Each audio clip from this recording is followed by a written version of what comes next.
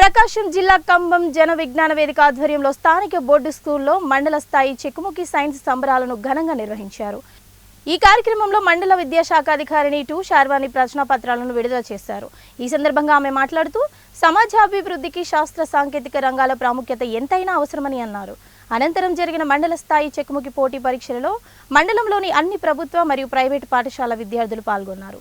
ఈ కార్యక్రమానికి ముఖ్య అతిథిగా విచ్చేసిన మండల విద్యాశాఖ అధికారి మల్యాద్రి మాట్లాడుతూ విద్యార్థి దశ నుండే శాస్త్ర సాంకేతిక రంగాలపై మక్కువ పెంచుకోవాలని తెలిపారు.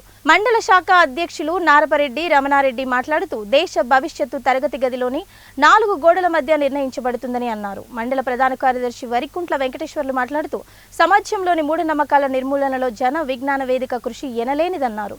మండల స్థాయిలో మొదటి స్థానం సాధించిన విద్యార్థులు ఈ నెల 27వ తేదీన చీమకుర్తిలో జరిగే జిల్లా స్థాయి పరీక్షలకు హాజరు కానున్నట్లు తెలిపారు. తప్పకుండా ఈ చెక్కుముకి పరీక్ష మీరు రాశారంటే మీరు గొప్ప సృజనాత్మకత అనేటువంటిది దాగి ఉన్నది అనేటువంటిది సుస్పష్టం అవుతుంది. కాబట్టి ఈ సందర్భంగా నేను చెప్పేది ఏంటి అంటే ఈ పరీక్షలో మండల స్థాయిలో విజేతలైనటువంటి విద్యార్థులందరికీ కూడా మరొకసారి శుభాకాంక్షలు తెలుపుతూ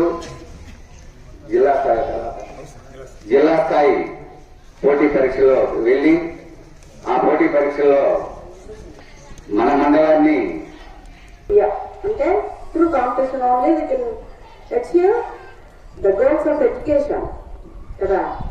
ఒకళ్ళకొకళ్ళు పోటీ పడి చదివితేనే ఆ కాంపిటీషన్ లో మనం నెగ్గగలము. ఓన్లీ ఇన్ ఎడ్యుకేషన్, ఒక్క విద్యలో మాత్రమే, and not in all things కదా. కాబట్టి ఇప్పుడు దేనికి తెలియస్తున్నాం అంటే ప్రతి ఒక్కళ్ళు కూడా సమాజంలో జరుగుతున్నవన్నీ కూడా తెలుసుకొని ఉండాలి.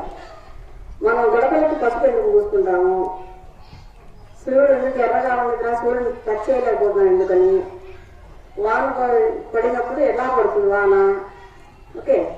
తర్వాత ఇంత చిన్న ట్యాబ్లెట్ వేసుకుంటే పెద్దగా ఉండేటువంటి జ్వరము